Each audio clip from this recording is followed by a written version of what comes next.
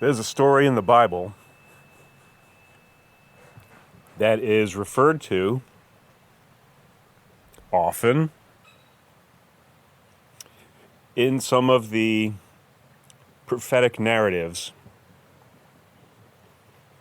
which is the story of Yaakov and Esau, Jacob and Esau, who are brothers, who are twins born at the same time but with very different characteristics, not identical twins. They were kind of opposite twins. Esau was said to be a man of the world, basically, a man of action, out in the field. And Yaakov was a man who lived in tents, spent his time with the women, was studious. And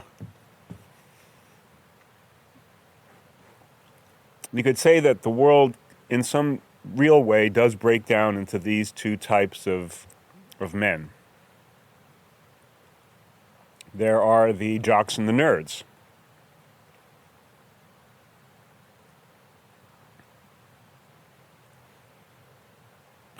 And if you think about history in these terms, it's really quite true that the jocks and the nerds have always battled for power. The technique that the jocks have is essentially physical force. So nerds get bullied by jocks, and jocks get outsmarted by nerds. And that's exactly what happens in the ancient story, is that Yaakov uses trickery to steal Esau's birthright. It's not worth getting into all the details. You can look into it if you want. You could say that the third one is the one who lives by grace of God, which is a dicey proposition. But you know what? They're all dicey propositions. Living by violence is a dicey proposition. Living by trickery is a dicey proposition. And living by luck is also a very dicey proposition. You could say that there is a fourth category, those who live by rule. So you sign up for a deal, in essence. The problem is that requires a functional system. And functional systems are short-lived. Quite often people feel like they got the raw end of the deal when they sign up for a deal. But sometimes it works out. You know, sometimes it works out with all these strategies. It's like any other living thing. A living thing has a strategy, and it works out to a certain point, and then it doesn't work out anymore. So you could also say that it always doesn't work out, but sometimes it does work out. You can rely on it not working out at some point, but you know, you can make a pretty good run of it if you're lucky, or if you're particularly brutal or particularly tricky. There's an interesting story about how, I think it's Jake. Maybe I'm wrong about this. This is really something that I did not actually notice at the time that I first heard. This is what sort of inspired this rant. Jacob Rothschild. His name is Jacob, right? The original guy? The way that he got all of his money? He went into the equivalent of, let's say, the stock market of the time, and he had a dejected look on his face. And he started selling. And everyone in the market lost their fucking minds. And they started selling too. So at the end of the day, the market had crashed, and Rothschild just bought everything at pennies on the dollar.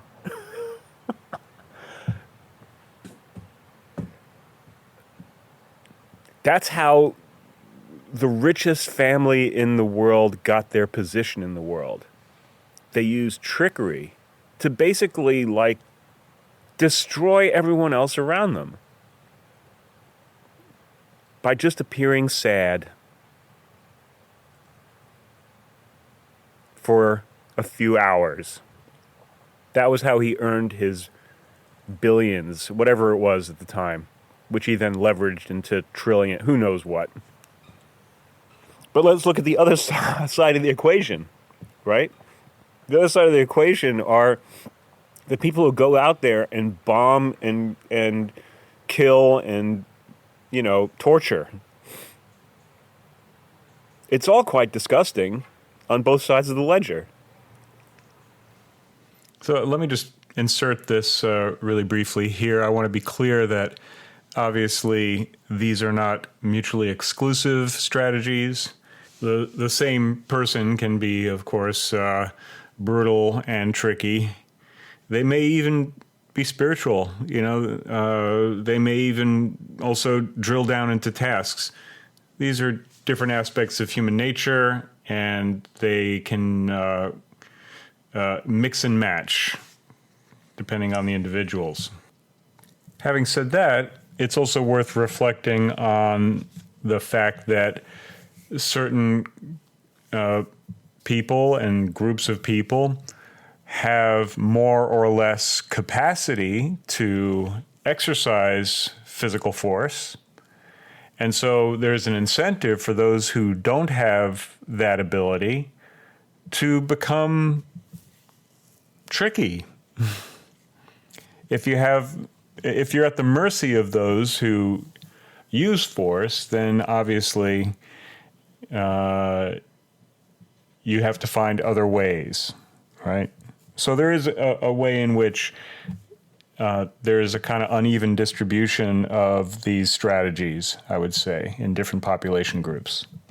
So the reason I'm talking about it in these kind of stark terms is that that's the way it's referred to in biblical commentary, and in particular when it comes to those who take these passages and use them as part of their prophetic narratives. So that's where this is going, just to be clear. And so, we're all confronted with this question as to how to make it through our life. And I think, we have these sort of role models that roughly fall into these 4 categories.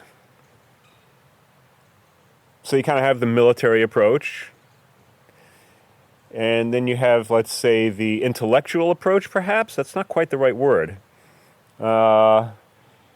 It definitely requires the intellect, but it's really more psychological. It's manipulative. Then you have the, I would say, kind of spiritual approach, which is basically, life is short, may as well enjoy it. I don't care if I really live that long. I'm just going to go for the ride. And then you have the people who just kind of hunker down into some kind of task. If you can find the right task, that might be the way to go. If you can find a task that you enjoy, or if you're good at switching tasks. I think some people, they'll do one task for a while and then they'll go to something else. They learn a lot of different things. It's kind of a well-balanced way of going about it, I think. But in this prophetic narrative, there is this idea that there's an ultimate showdown between the people who represent Jacob and the people who are represented by Esau. And that's what's happening now on a global scale. And I do, the pen is mightier than the sword. And they are leveraging human psychology to achieve their aim. And as I'm going to go into in the next episode, the aim is quite terrifying. Because when you look at the maybe I should just make this one episode. Should I just continue with this right now? Let's give it a whirl. This is actually something that I already tried to record once. And I didn't do a very good job. So let's see what happens now. This is a group of people who claim to speak for God. Now, I'm sure that some of them believe what they're saying, and I'm pretty confident that some of them don't. So again, we're talking about a diverse group within another group, most of which have no idea what's going on. So if you speak with the average Christian or Jew, and I can't speak to the Muslim side of this, I really don't know that much about it, but I imagine that there are many within Islam who also are not particularly aware of any of this stuff. They don't know, particularly the secular side of things, so the people who are kind of, let's say, Christian light, I know a lot of secular Jews who don't know anything about what's in the Bible. And if they do know some of it, it's usually just sort of on this kind of surface level. These are the stories, and then the way that some of these intense Orthodox rabbis are interpreting things is completely alien to them. They have no idea. But the fact of the matter is that there are people high up in the kind of, let's say, Torah-observant rabbinical tradition, and this is also true within Christianity. There are some very popular pastors who speak along these lines as well. And they believe that they have an interpretation of Scripture that is playing itself out on the world stage. And they believe they know what's going to happen. They believe they know what God's will is. They don't agree precisely on what God's will is. So everyone has their own kind of hero in the story, which is, of course, their religious group. And they're using Scripture as evidence for making the case of the truth of their interpretation, that they know what God's will is going to be. Essentially, what they believe is that there's going to be a massive war. They call it Gog Magog. And this is the war at the end times. This is the war that brings about the arrival of Mashiach, the Messiah.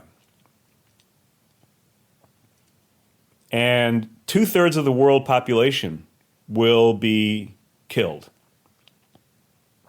And in the aftermath of it all, there will be a reign of peace where Mashiach rules over the world and everyone gets along in harmony because everyone has recognized the authority of Mashiach. Or Messiah, Christ, same thing. Just the Christians and the Jews may not agree upon who Messiah is, which seems to pose a bit of a problem. Maybe they will agree, who knows? But I think they have a slightly different conception of the identity of this Messiah. I can't think of anything more dangerous than this way of interpreting the Bible. I think it is deeply disrespectful to divinity, and I think that it poses a grave risk to every single living thing on this planet. And that's what I'm going to talk about for the rest of this episode. First of all, if you believe in God, and if you believe that God is real, in other words, that God is alive, a living God, God can change the story whenever God wants to. I think it's a misinterpretation of biblical scripture to say that everything that is foretold is to come. I think it's pretty clear that the text suggests that God can change the story whenever God wants to. If you take a look at a book like Isaiah, there's a passage where God is talking, we're hearing the voice of God, about how he despises all of the activity that's happening that he once had commanded. In other words, he set down the law of the Torah. And he said, follow these rules. And now he's looking down at Israel, and he sees that while these rules are being followed to the letter, they're not being followed in spirit. That's the way I interpret it. And so he says things like, I despise your feast days. So they're still following the feast days, but they're doing all this other stuff too. And they're making a terrible noise. And he's just sort of disgusted by all of it.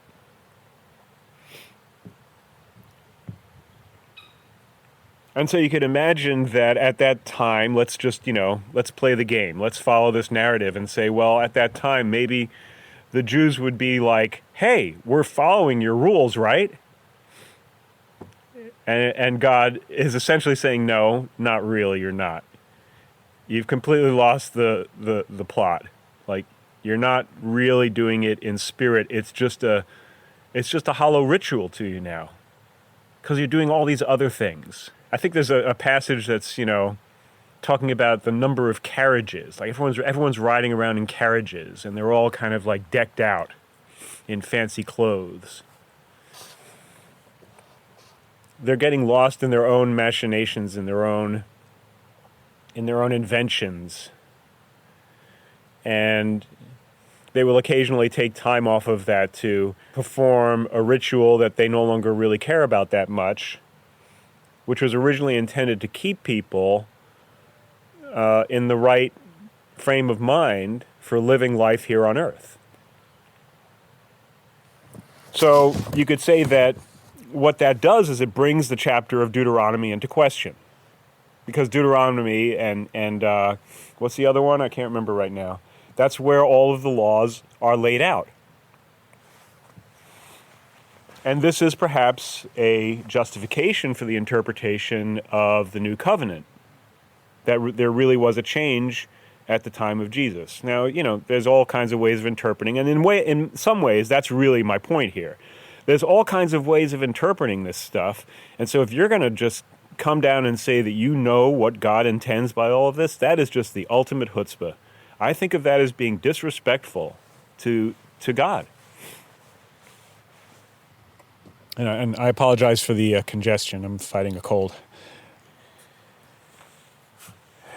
The other thing that's often said about this kind of thing is that apocalyptic thinking is something that's been happening for thousands of years now. People have thought the world was going to end forever.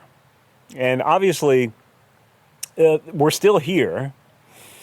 So, and clearly we're not living in peace. So the fulfillment of the prophecy that we're talking about here, this reign of peace at the end, we obviously haven't gotten there yet. And you could say, well, there are ways in which the world is constantly coming to an end. Now think about what happens when a civilization collapses, which has happened many times throughout history. That is a world coming to the end. And so there's a very real way in which apocalypse is part of the human experience. And so when you read some of these apocalyptic passages, you could say, well, they really apply to various points through time.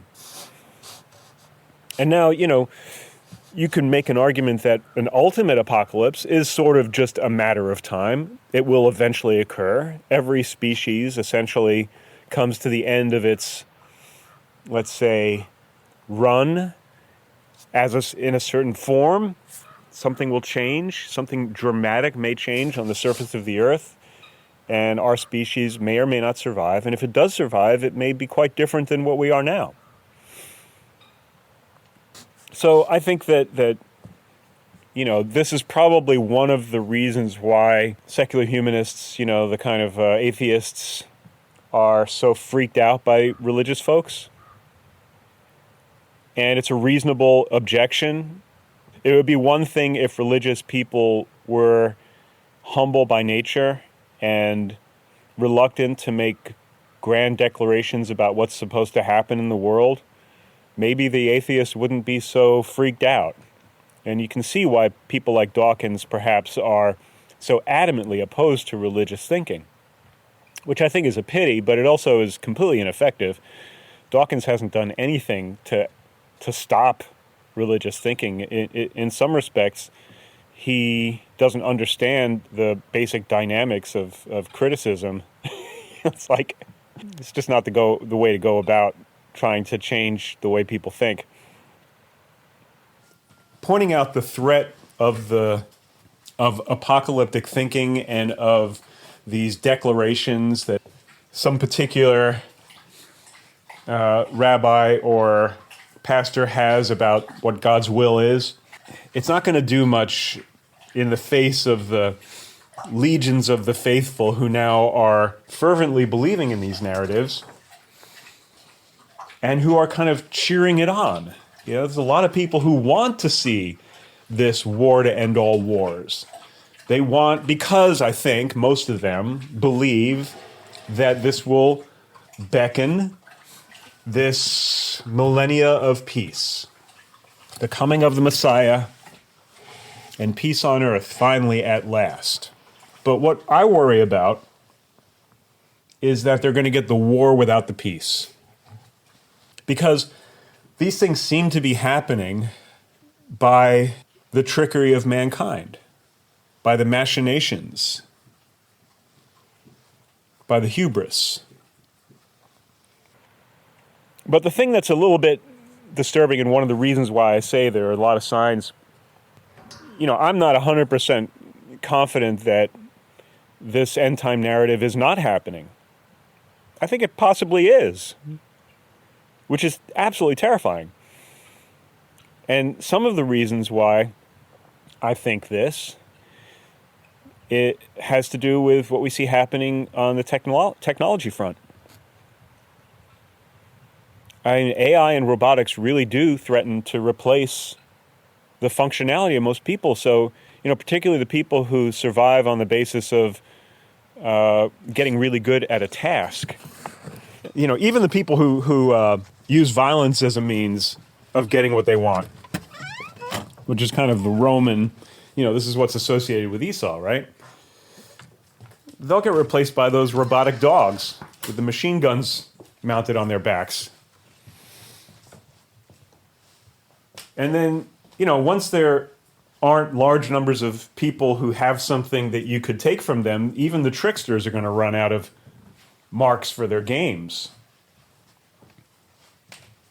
So what we really do see is you know, the world right now is teetering on the edge of a major transformation, and we seem to be unable to stop ourselves.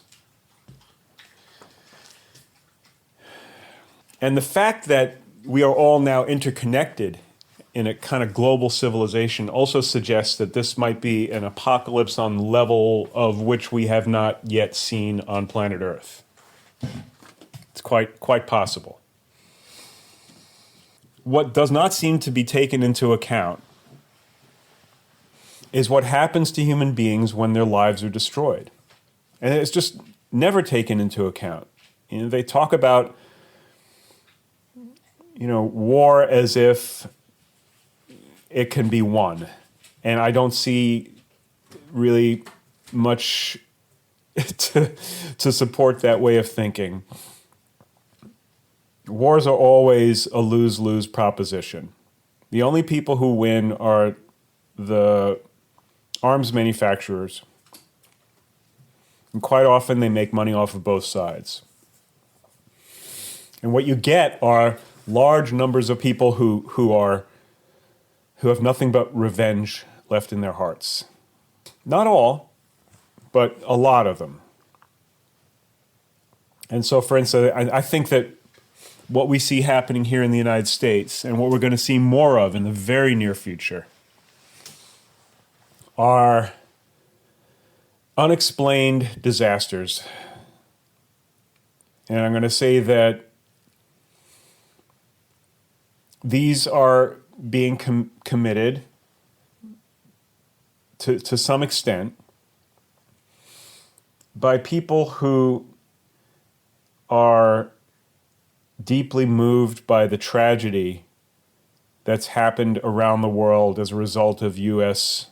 military action. I think that allowing, part of the story that seems to be happening, the destruction of Edom. Edom are the nations that are said to be an offshoot of Esau, is that they will use the people who have been dispossessed, who have been, whose lives have been destroyed as a result of Edom's violence. They will use them like a broom to sweep out Edom from their own lands. That's part of the story. And I think we're going to see a lot more of this kind of thing, in essence, terrorist activity, disasters. Now, we already saw that there are a number of people caught trying to light fires in LA while the other fires were burning.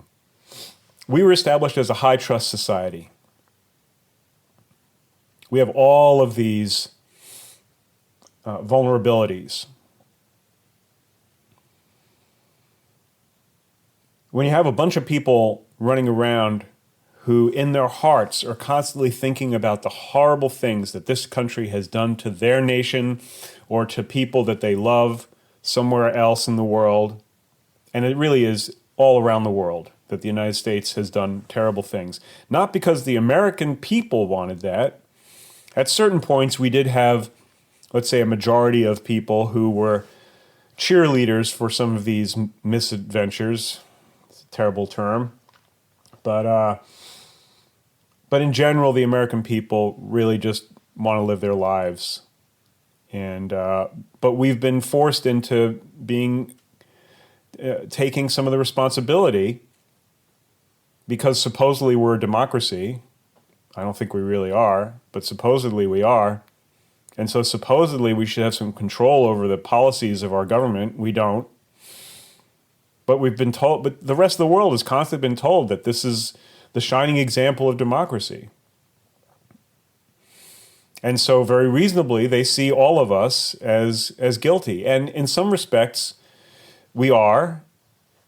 And in another sense, we're just as guilty as the people who got destroyed in Iraq and Iran. I'm sorry, not Iran yet, but they're working on it. Well, we did overthrow the government of Iran. So that was a kind of an apocalypse. And, you name it, Afghanistan, Libya, Syria, throughout South America, parts of Africa as well. The United States has gotten a very bad reputation. We are the second most despised nation on earth. The reason I'm saying this is, tell me how it is that we get to the point of peace after the war. So if you have this massive Gog and Magog, and by the way, some of the rabbis say that Gog and Magog comes in 3 parts. And you will take note that we have had 2 world wars. And recently, it has been recognized by many nations outside of the United States that we are already in World War III. This is not being reported. But if you look at what's being said in some of the international media, you will see they are already talking about this as if we are presently in World War III.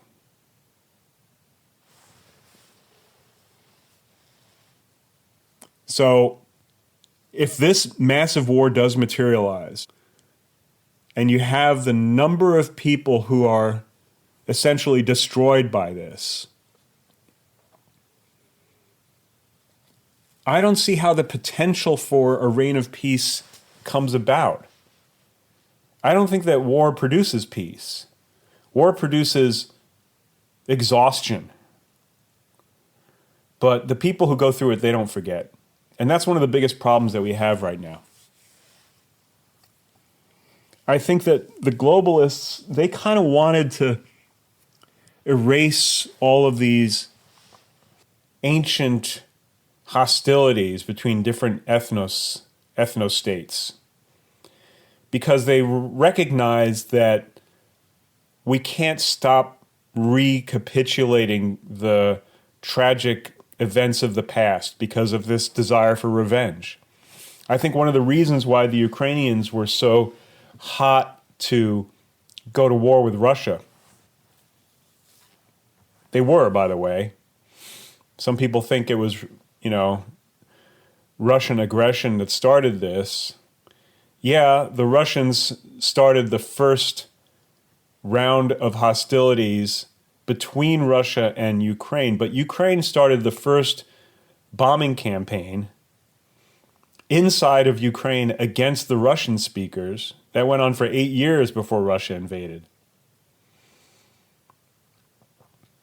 And there's footage of John McCain going over there and speaking. This is before the war started, obviously, because I think McCain was dead by the time the war started.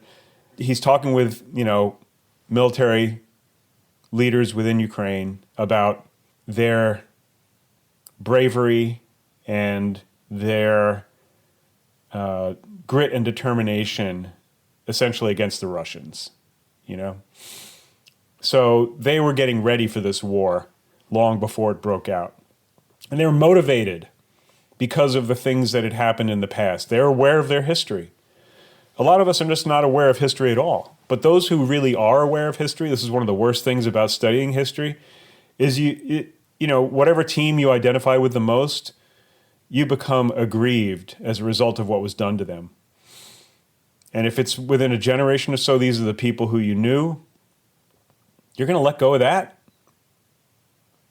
So no, this is a constant recapitulation of hostilities on the basis of historical occurrences.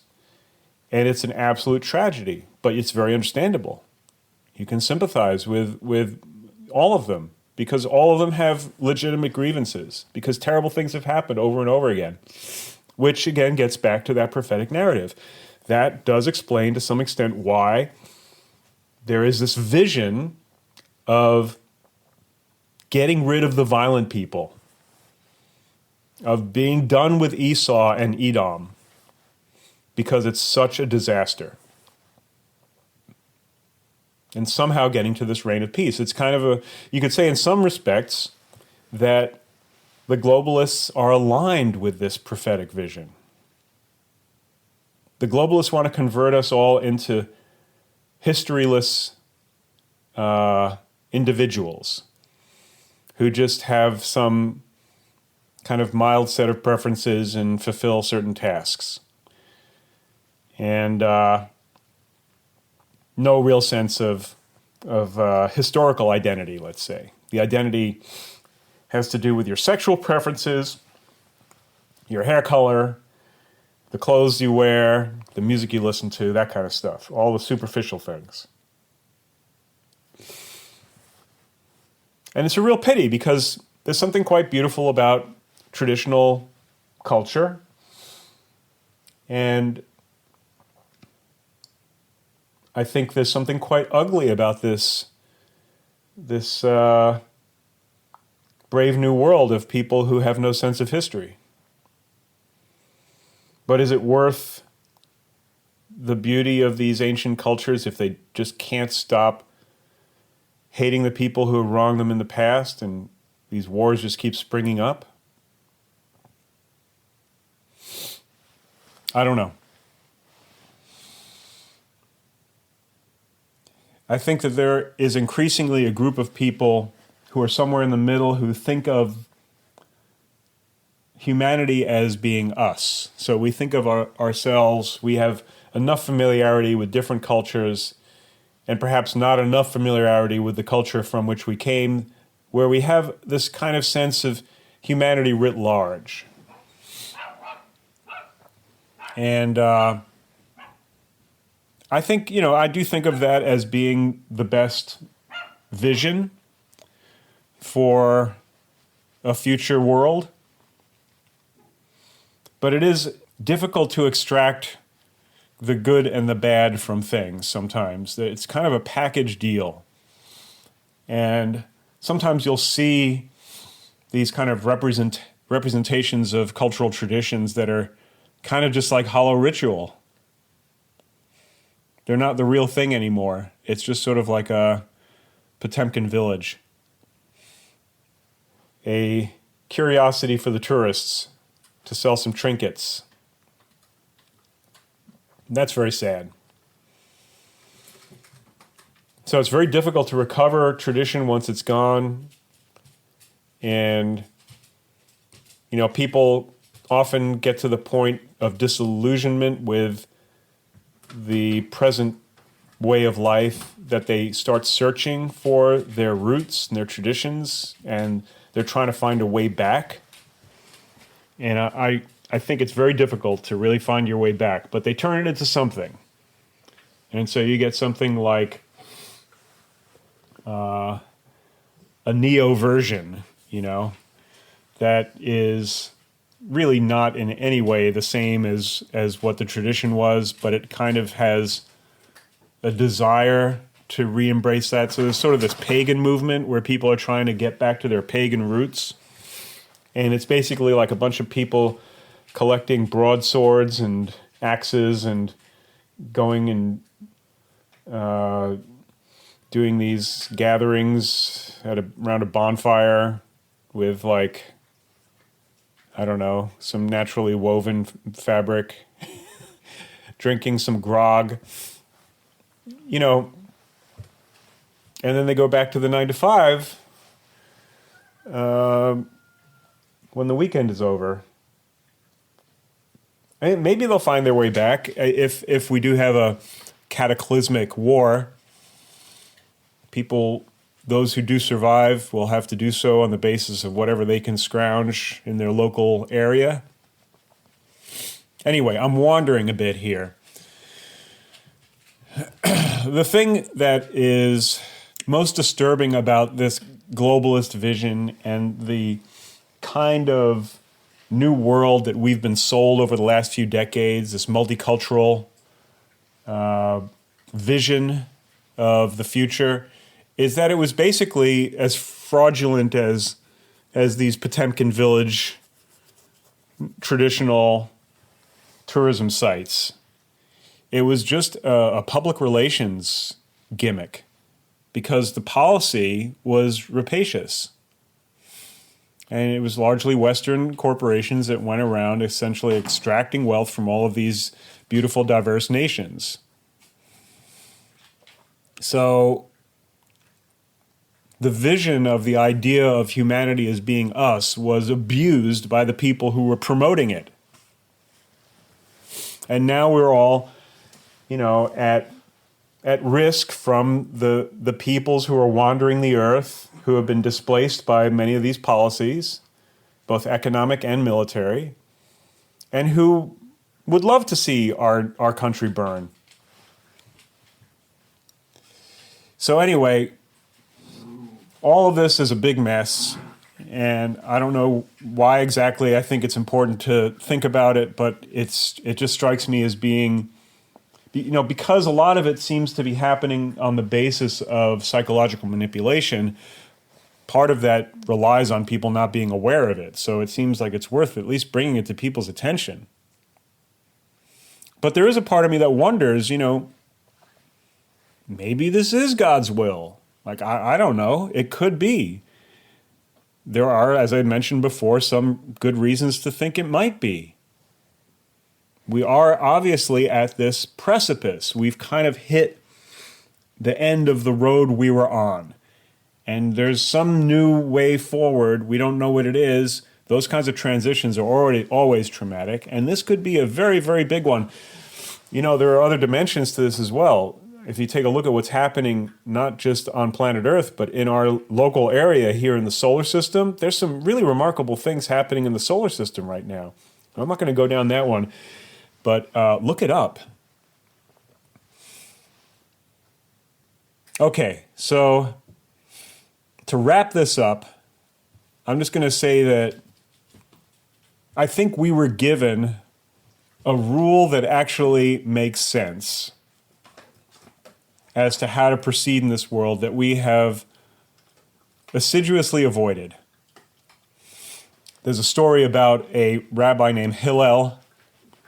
Someone wants to convert to Judaism, and they go to him and ask him how to do it, and he says, it's very simple. All you do is do not do unto others as you would not have them do unto you, and everything else is commentary. Now, I wish that that was the way that most Jews saw the Jewish faith. There are some who do. I wish that that's the way, Christians phrase it the other way. Do unto others as you would have them do unto you. There's a difference between the negation phrase because of the prohibition on certain activities, right? And it doesn't say necessarily you have to like the other person. It's just don't do something that you wouldn't have them do to you. If we proceeded on that basis, it would solve so many problems. Because that what we're talking about in the kind of cavalcade of tragic historical events is people doing unto others as they would not have them do to them. And it's that kind of attitude, the idea that somehow that's permissible, whether the action that's being done is violent or trickery.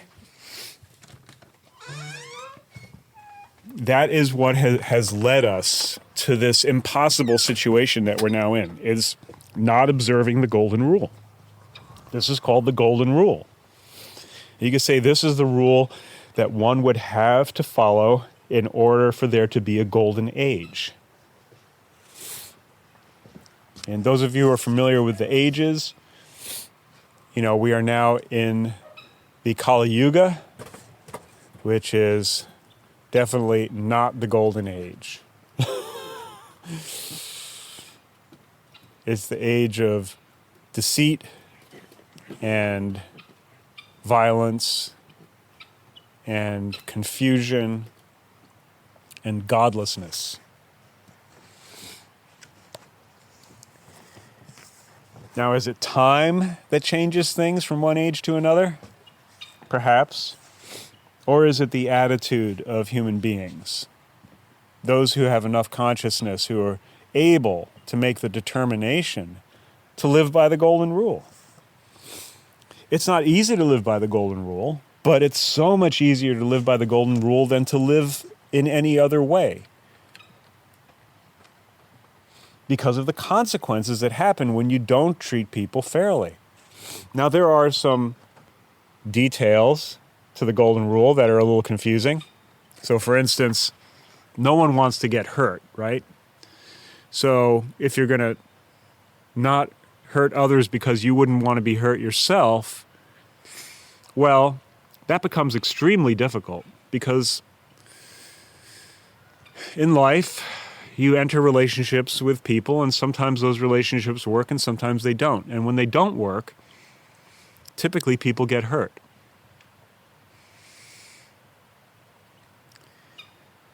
And so, in some respects, this is the process of learning, unless you keep doing the same thing over and over again. So, there are things that we go through that we would not want others to have to experience, and we will probably cause others to experience those things if we're just living our lives. So to some extent, it's really a question of intent, But you can be aware of the risk of hurting someone. So if you get involved in a romantic relationship and you're not really sure, It used to be that people were way more cautious about that kind of thing. Maybe that's coming back now. I think there's actually just more like a reluctance for people to get involved romantically, and probably due to this fact, because it can be so hurtful. And so you may know that there's a possibility that you could hurt someone. And so then what are you supposed to do if you're abiding by the golden rule? I don't know. This is obviously easier said than done, but it seems like, taking care in your decision making is really the main thing, and to keep these things in mind, obviously. we can't all avoid that. And so to some extent, you could say that I'm willing to suffer being hurt in the name of learning. And the reason I'm willing to do that is because I need to learn. This may not be the case for everyone.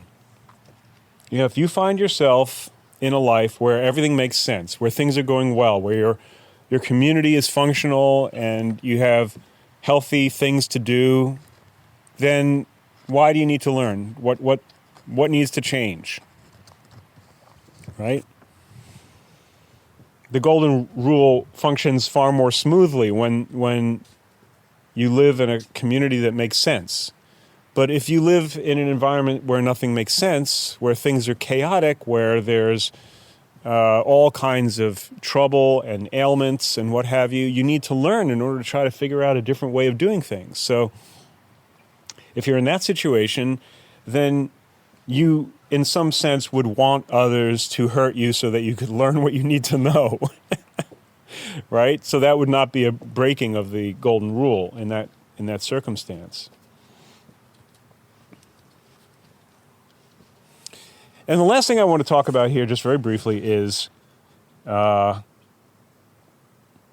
about, not just, what you think God's will is, but just anything about your relationship with God.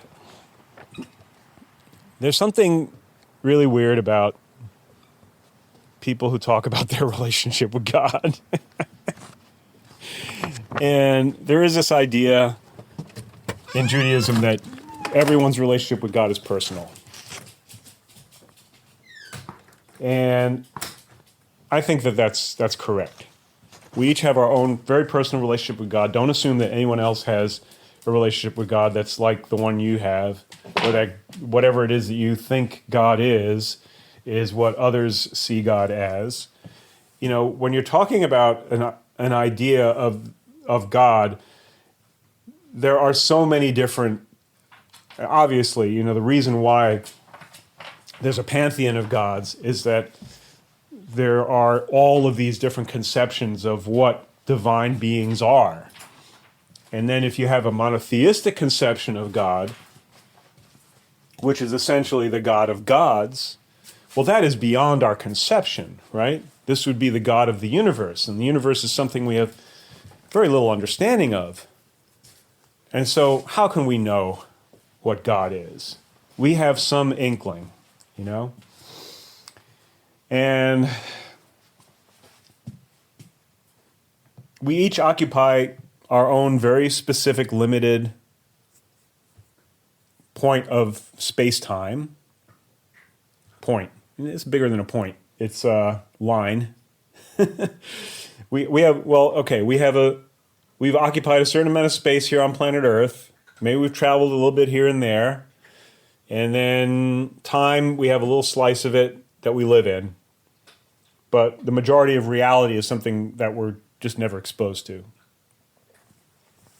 So how can you talk about the God of gods?